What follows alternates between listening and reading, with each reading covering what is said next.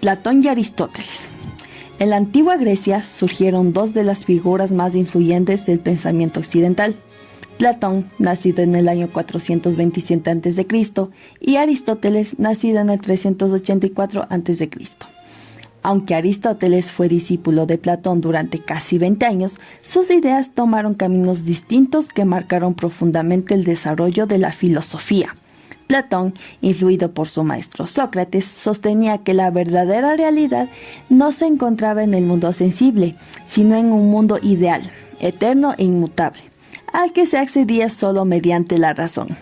Aristóteles, en contraste, afirmaba que todo conocimiento comienza por los sentidos y que la realidad está compuesta por objetos concretos que pueden ser comprendidos a través de la observación y el análisis.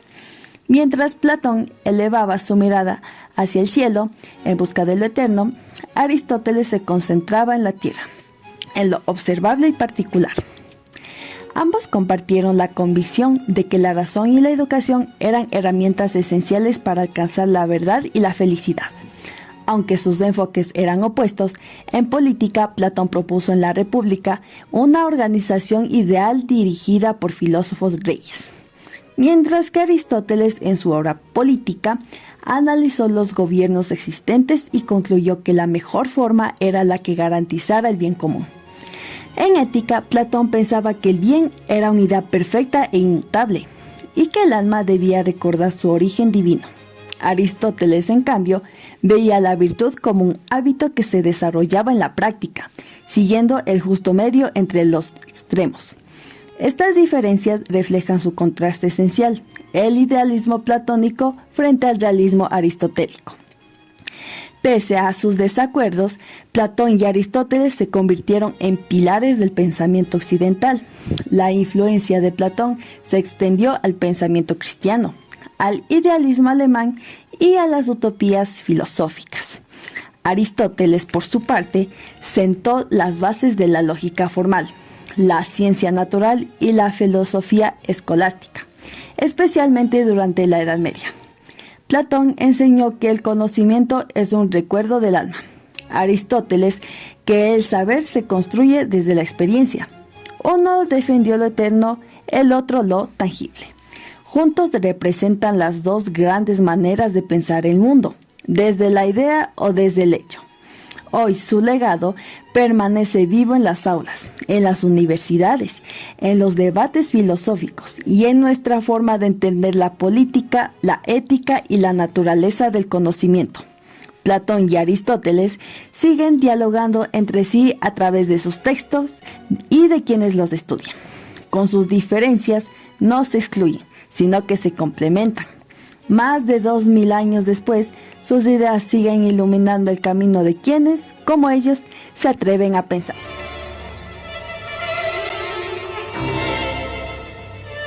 Continuando con dos personajes sumamente importantes para la historia, tenemos a Averroes y a Tomás de Aquino. En el cruce de caminos entre la filosofía griega, el pensamiento islámico y el cristianismo medieval, surgieron dos figuras clave que intentaron reconciliar la fe con la razón.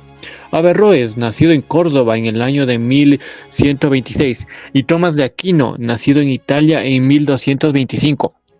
Aunque separados por cultura, religión y casi un siglo de historia, ambos compartieron un mismo desafío: integrar el pensamiento de Aristóteles en el marco de sus respectivas creencias religiosas. Averroes, también conocido como Ruiz, fue un filósofo, médico y jurista andalusí que dedicó gran parte de su vida a comentar y traducir las obras de Aristóteles al árabe. Tomás de Aquino, fraile dominicano y teólogo católico, hizo lo propio desde el cristianismo, adaptando el pensamiento aristotélico para construir una gran síntesis de la escolástica medieval. Averroes defendió que la razón y la filosofía no solo eran compatibles con el Islam, sino necesarias para una comprensión profunda de la fe. Sostenían que existían dos niveles de verdad, uno filosófico y accesible a los sabios a través de la razón, y otro religioso, adaptado a la mayoría a través de símbolos y enseñanzas reveladas. Esto le valió tanto reconocimiento como polémica, y sus obras fueron rechazadas por sectores conservadores del Islam. Tomás de Aquino, por su parte, también creyó en la armonía entre la fe y la razón, pero desde otra perspectiva para él. La razón llevarnos a muchas verdades sobre el mundo, pero había verdades superiores, como la Trinidad o la Encarnación, que solo podían ser conocidas por la filosofía y la teología, donde esta última ocupaba el lugar supremo. Averroes y Tomás de Aquino compartieron la admiración por Aristóteles, pero interpretaron sus enseñanzas de formas distintas. Averroes afirmaba que el universo era eterno y que el alma individual no sobrevivía a la muerte, ideas que chocaban con la doctrina islámica y también con la cristiandad. Tomás, aunque influenciado por las traducciones y comentarios de Averroes, se distanció de estas posturas y afirmó que el mundo había sido creado por Dios. Y aunque el alma era inmortal y personal, en Europa la cristiana, sin embargo, el pensamiento de Averroes fue adoptado por una corriente conocida como averroísmo latino, que influyó en varias universidades medievales y provocó intensos debates sobre la relación entre la filosofía y la fe. Hoy tanto Averroes como Tomás de Aquino son recordados como gigantes del pensamiento, que intentaron tender nuevos puentes entre la razón y la religión. Averroes fue un símbolo del esplendor intelectual del Islam y el diálogo entre el pensamiento clásico, mientras que Tomás de Aquino fue canonizado como santo y proclamado doctor de la Iglesia, siendo una de las figuras más importantes del cristianismo medieval. A través de ellos, Aristóteles volvió a Europa enriquecido por siglos de arduo estudio árabe e integrado en una nueva cosmovisión cristiana. Aunque no siempre llegaron a las mismas conclusiones, ambos compartieron la creencia de que la búsqueda de la verdad era una tarea común para la fe y la razón, y en esa convicción construyeron un legado que aún resuena en el pensamiento contemporáneo.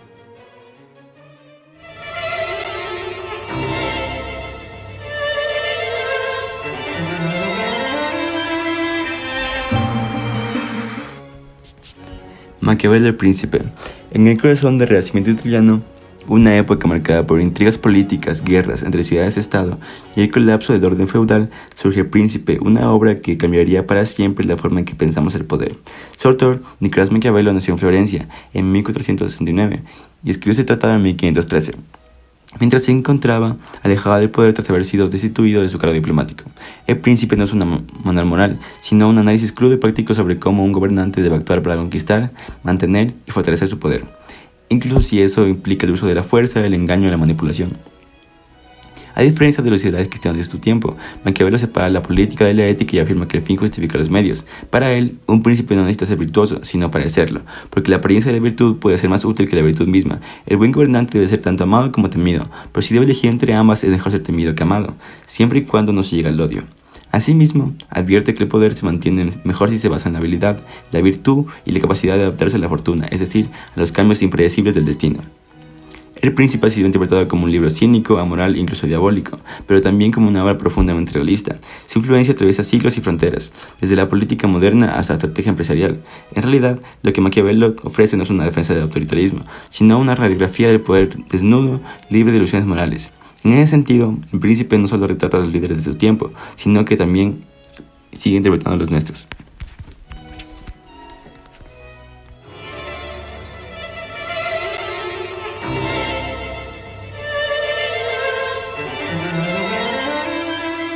El pensador y político inglés Tomás Moro publicó su obra Utopía en el año 1516, en un momento de profundas transformaciones culturales y sociales en Europa. Este libro, enmarcado en la corriente del humanismo renacentista, utiliza un ingenioso dispositivo narrativo para presentar una crítica mordaz a las estructuras de poder de su tiempo.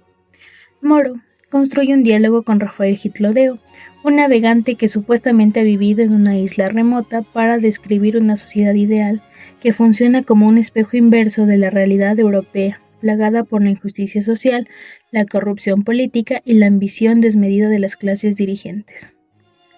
La sociedad utópica elimina la propiedad privada como su pilar fundamental, pues la considera el origen de todos los males sociales. Este sistema erradica de raíz la codicia, la desigualdad económica y la pobreza extrema que Moro observa en Inglaterra de Enrique VIII. Los ciudadanos de Utopía trabajan únicamente 6 horas diarias, dedicando el tiempo restante al ocio, el estudio y el enriquecimiento espiritual, demostrando que el bienestar colectivo no requiere el sacrificio del individuo. La abolición del dinero y la distribución de los bienes según la necesidad garantizan que cada persona tenga sus necesidades cubiertas, lo que contrasta directamente con la miseria provocada en Inglaterra por el cercamiento de las tierras comunales para la cría de ovejas. En cuanto a la organización política y filosófica de Utopía, descansa sobre los principios de la razón, la virtud y la tolerancia. El gobierno se estructura de forma representativa y democrática, donde los magistrados son elegidos por el pueblo y rinden cuentas de su gestión, evitando así la tiranía de las monarquías absolutas. Además, el sistema legal es deliberadamente simple y accesible para todos, previniendo la corrupción y la manipulación por parte de los juristas. En el plano religioso, la isla practica una notable tolerancia, permitiendo la coexistencia de diversas creencias bajo el acuerdo común de la existencia de un ser supremo y la inmortalidad del alma, lo cual promueve la paz social en lugar de los conflictos religiosos que comenzaban a gestarse en Europa. A través de la voz de Githlodeo, Moro desarrolla una aguda sátira de las políticas europeas, sin arriesgarse a una acusación directa de traición. El autor critica ferozmente la obsesión de los monarcas por la guerra y la expansión territorial, la opulencia irracional de la nobleza y el clero, y la brutalidad de un sistema penal que castigaba el robo con la muerte, sin atender a las causas sociales de la delincuencia. La figura de Githlodeo le permite a Moro proponer reformas radicales, como la justicia restaurativa y la primacía de la diplomacia, presentándolas no como sus propias ideas, sino como las prácticas exitosas de una sociedad lejana y ficticia. El legado de Utopía es tan complejo como la propia obra, ya que su influencia abarca desde el pensamiento cristiano hasta las teorías revolucionarias modernas. Aunque Moro fue un devoto católico canonizado como santo, su visión de una sociedad sin propiedad privada fue interpretada siglos después como una precursora del socialismo y del comunismo. Sin embargo, más allá de ser un manual para una sociedad perfecta, la verdadera genialidad de Utopía radica en su capacidad para funcionar como una herramienta de pensamiento crítico, ya que la obra no afirma que este mundo sea perfectamente realizable, sino que nos obliga a cuestionar por qué nuestro propio mundo no es más justo, equitativo y racional. En conclusión, podemos decir que la obra de Tomás Moro trasciende su contexto histórico para convertirse en un texto fundamental del pensamiento político occidental. Utopía nos enseña que las injusticias sociales no son un destino inevitable derivado de la naturaleza humana, sino el resultado de una organización social y económica deficiente, ya que su valor perdurable reside en esta poderosa invitación a la imaginación política, la capacidad de concebir alternativas al orden establecido y la audacia para no conformarse con las imperfecciones del presente, manteniendo viva la esperanza en la posibilidad de construir un mundo mejor.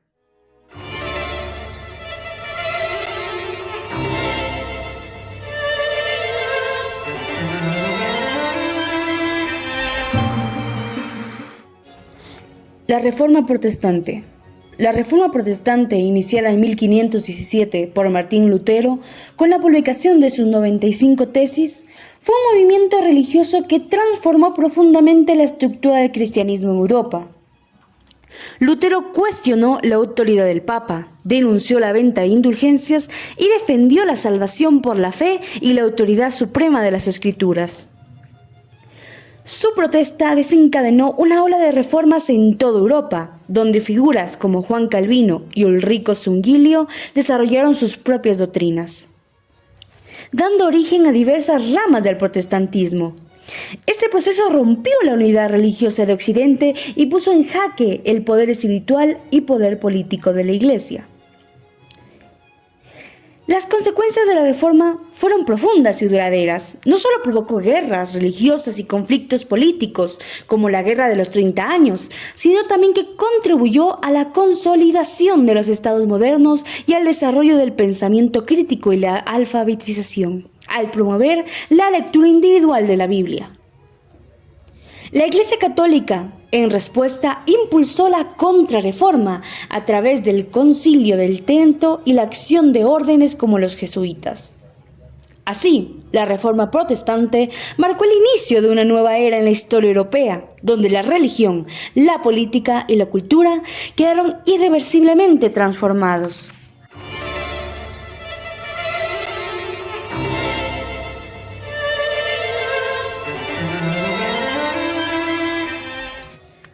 Lutero, Calvino, Zwinglio, Münzer y la Reforma Anglicana.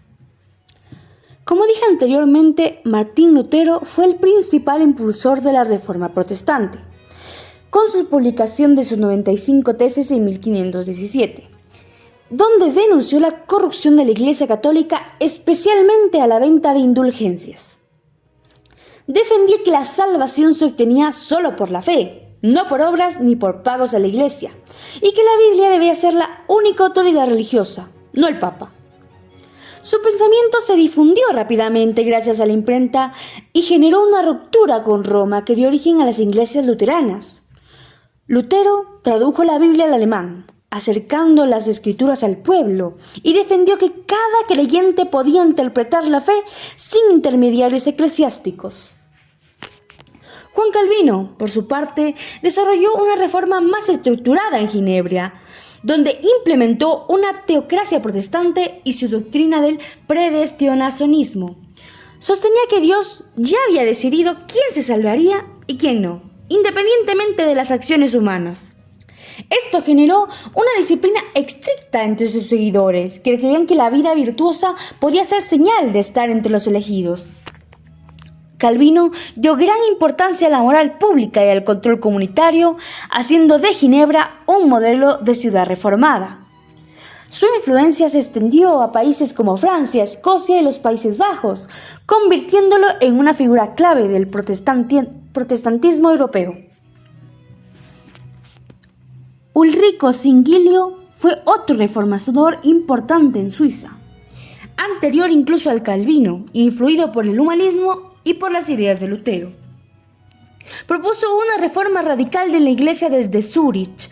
Rechazó el culto a los santos, el celibato sacerdotal y la transbustación de la Eucaristía, a la que veía como un símbolo, no como una presencia real de Cristo. Su visión más racionalista y su confrontación con los católicos llevaron a conflictos armados en los que murió en batalla en 1531. Por otro lado, Thomas Münzer representó un ala más radical de la Reforma. Aliado al principio con Lutero, pronto rompió con él por apoyar una interpretación más revolucionaria del cristianismo. Defendía la justicia social y participó en la Guerra de los Campesinos, donde fue capturado y ejecutado. Para Münzer, la fe debía traducirse en una transformación social profunda, no solo espiritual. Por último, la Reforma Anglicana tuvo un origen distinto, más político que teológico. Fue impulsada por el rey Enrique VIII de Inglaterra, quien rompió con el Papa luego de que éste se negara a anular su matrimonio con Catalina de Aragón. En 1534, Enrique se proclamó cabeza de la Iglesia en Inglaterra mediante el Acta de Supremacía, dando lugar al anglicanismo. Aunque sus inicios mantuvo muchas prácticas católicas, con el tiempo, bajo los reinados de Eduardo VI y posteriormente Isabel I, la Iglesia anglicana adoptó una identidad propia, combinando elementos católicos y protestantes. Así la Reforma se diversificó según contextos nacionales, dando lugar a múltiples expresiones de cristianismo fuera del control papal.